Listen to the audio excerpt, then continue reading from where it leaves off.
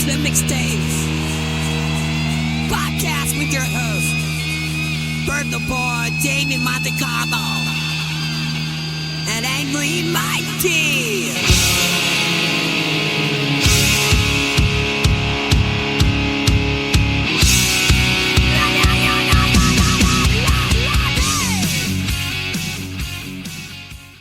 Hey, welcome back to Mixtapes Podcast. Gotta make sure I don't say mixtapes anymore in Tasty Cakes. It's just Mixtapes Podcast. Guess we're gonna get sued by the podcast if we do. Or the Tasty Cakes. I'm Bert Lepore. I'm here with Damien Monte Carlo and Angry Mike D. And we're going to talk about Metallica Master of Puppets. Before we start talking about Metallica Master of Puppets, I gotta say, number one album, if I could get it out of my mouth, in the country right now is the new Megadeth record. It's number one all over right now. It's, not just the number one metal record, it's the number one record right now. That's crazy. It's pretty cool. Good for them. Yeah. It's pretty cool. So, yeah, much deserved. It's a great album. You know what? I should have gave it a higher score than what I did. It's because it's the replay value for me went up, to the ceiling. I haven't listened to the whole thing yet. I've been listening to it all week. It's good. My first listen was like, yeah, it's okay. Then my second listen was like the score I gave it. I'm like, oh, it's pretty good. By the 13th time I listened to it, I'm like, this is really, really good. Yeah. You gotta check it out. Yeah. So if you listen to it and you weren't crazy about it, go back to it because it's way better than you initially think. So the new Megadeth at number one. Little segue into here. We're going to talk about Metallica, Master of Puppets. All right. Came out in 1986 on Elektra Records. Produced by 40 years. It's a 40-year anniversary. It was produced by Flemming Rasmussen. How about that? I think I got that one right. It was recorded at Sweet Silence Studios in Copenhagen, Denmark. Rasmussen also produced Ride the Lightning and Justice for All. The band probably trusted him with their sound, After that, they went to Bob Rock for the Black Album. But, so it was released in 86. It's their third studio record. And it's the last album to feature Cliff Burton, of course, who tragically died in 1986. A lot of people say it's their best. It's probably the most important record in metal history besides the Black Sabbath record, the first Black Sabbath record. So I would say it's right up there. It's probably number two. Overall album of all time, it might be number one. But hey, so we're going to give our tracks and our ranking of the tracks. And the way we do it, we combine all our averages for each song to get one score for the panel, and we give our opinions on it. So here we go. Metallica, Master of Puppets. 8 tracks. Coming in at number 8, Damage Incorporated. What do you got, Demo? I think this is the final song on the album, right? Yeah, final song. I ranked it the lowest, but it's still pretty great. Yeah, pretty damn good. I gave it an 8 out of 10. Okay, Micah D. My lowest, and it's still a great score. Also, an 8. There you go. Well, I'm going to put the glasses on for this one here if I get them straight here. Okay, so, Damage Inc. I gave it an 8.25. One of the lower scores, but guess what? It's still a great song. It's based around a fictional corporation that promotes violence, destruction, and corruption. The somber intro, man, it might be a little bit too long, but it's still good. It's a little long, but once it drops, it crashes right into that classic Metallica sound, man. That classic Metallica thrash sound. It's a pounder, man. I love the signature stop-and-go riffs, and the guitar solo is great. It's last on the list, but it's still a killer track. So that's how good this one's going to go. Coming in at number 7, Disposable Heroes. What do you got, Demo? This is kind of. I think this song is kind of underrated, underappreciated. I think Disposable Heroes is a great one. I don't even know if they really played this live, but I mean, it's pretty much like the the album cover. It is the and all that stuff. So a lot of like about war and stuff like that. Great lyrics, I love the guitar riff and everything. A lot of energy. I gave it a 8.75. I wonder if that was their initial idea. After that, maybe they were going to call it Damage Inc. and then changed it. I don't know. I don't know. No Disposable backstory Heroes. I'm talking about. I mean, Disposable Heroes. Yeah. Maybe that was the initial idea because that is pretty much what the album cover is, right? Well, their first. They also had the puppet strings too. They do have the puppet strings in there. Yeah. Their first 4 records, each album had a theme.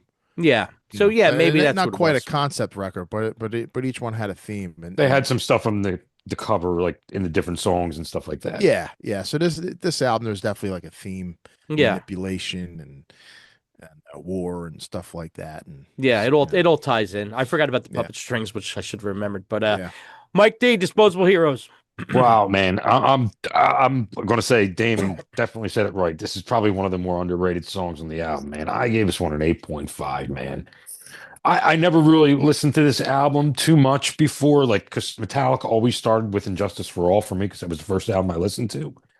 So I never went back until like maybe within the last 5 or 6 years on some of their old stuff, even though I had heard it way before. But as far as like buying it and listening to the whole thing at once, so a lot of this just feels like new to me, man. And I'm listening to it, and the more I hear it, the better it gets. Yeah. So Yep. Disposable Heroes for me, I gave it an 8.25. My take on it, and I guess it's what it is. It's an anti-war song, pretty much. The intro is huge, man. The drums hit like a friggin' freight train. The rhythm guitar feels like it's fucking hitting triplets, with the chug. Um, it's just a relentless push. The song is a total relentless push. You know, Man, it's unmistakable, the Metallica groove in the song also. It's got strong hooks, it's got great energy. I still love the song till this day. Underrated song, absolutely, but it's on a fucking almost perfect record. There's got to be something in the lower spot. Coming in number 6, Leper Messiah. This is one of my favorite tracks. Uh, out of all their songs, really, I love this one. I love, counts off. You hear him counting off, which I always like when bands do that, and it gives it that kind of like, Real feel. live, Yeah. feel and everything. I gave it a 9 out of 10. Nice. Wow. Mike D. I like this one. I even tried to give something a 7 on this album. I just couldn't do it. Yeah. Gave it an 8, man. Yeah. Leper Messiah, I gave it an 8.5. False prophets, religion, manipulation, it's all in there, man. I love the vibe that kicks in right after the intro. There's some kind of backward swirling thing going on in the background. It's pretty cool, man. The effect sounds neat. It adds a nice little texture to the song. It's hooky, it's heavy, and another unmistakably Metallica classic song. Even if you consider it a deep cut, which I don't, because I think it's fucking great. But yeah, 8.5 for Leopard Messiah. Coming in at number 5, The Thing That Should Not Be, Demo. Yeah. Another great one. They don't really play this one live too much, I don't think. I gave it a 9 out of 10. Okay, Mike D. Another one, great song, man. This album just didn't come in with like a 1-2 punch. It came in with a 4 punch. Or more. Yeah, I gave this one an 8.75. Yeah, man. The Thing That Should Not Be, I gave it a 9.5. Inspired by H.P. Lovecraft, especially the Shadow over Innsmouth, whatever the fuck that word is, and the Cthulhu mythos. Man, the song's all about atmosphere, crushing, chugging guitars all the way through, massive drums. It's dark, it's heavy, it's got this crawl kind of vibe going on. Still, another one of my favorites off the record. I just love the way it sets up to the vocal. Man, a really good song. Coming in at number 4, Welcome Home, Sanitarium. Demo. This is like their version, not their version, like the album's Fade to Black, I guess. Uh, it wasn't my, I used to like it a lot when I was younger, but I think I just played it out too much, or I'm kind of like tired of hearing it. But nonetheless, still a great song. I gave it an 8.5 out of 10. Okay, Mike D. Hey, man, I gave this one a 9. Great track. Welcome Home Sanitarium. I gave it a 9 also. I love this song so much. The intro hooks you in immediately. Then the melodic guitar lines come in. Man, it pulls you in. The song pulls you. It sets the mood, man. It pulls you in deep. The lyrics hit hard on this one. It's emotional. It's heavy. Fucking beautifully written. It's just a beautifully written fucking song. I love the energy. The sanitarium part is just unbelievable. Yeah, awesome song, man. Coming to number 3, Orion. What do you have, Demo?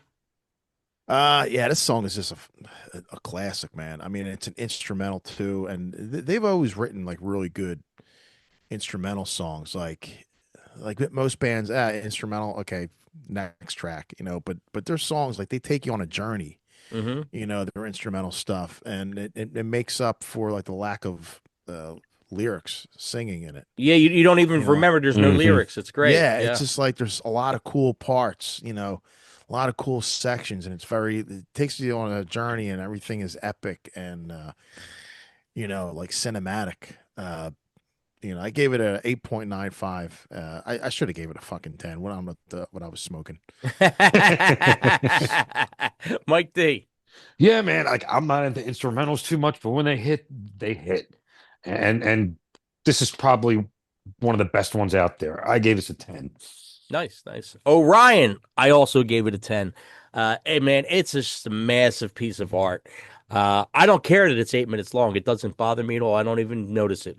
It's got the fade in. It's got these shifting sections. There's dynamics all over it. It's all incredible, man. Once it hits that bendy guitar part, forget it. It's like, oh my God.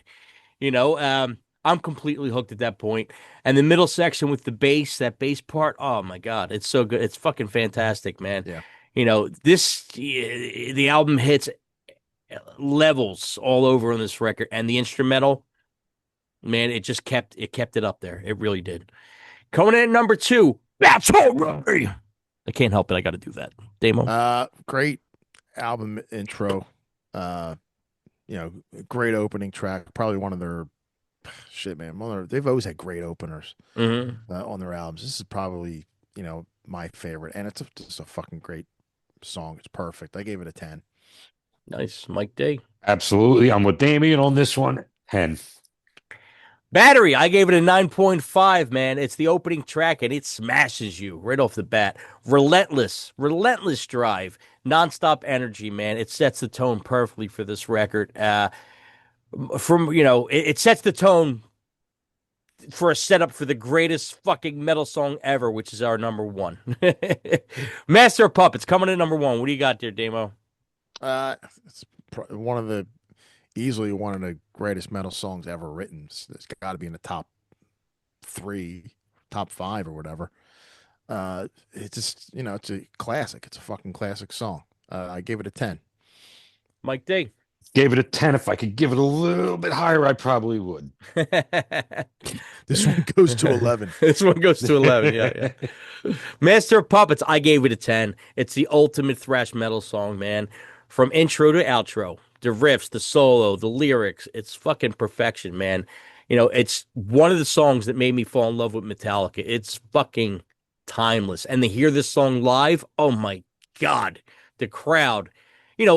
This was my first Metallica record. I went back after. I'm sure I'm going to say out my final thoughts, but it's live. It's live. It's just another animal, and it's great on record too. So probably the greatest metal song ever written in my head.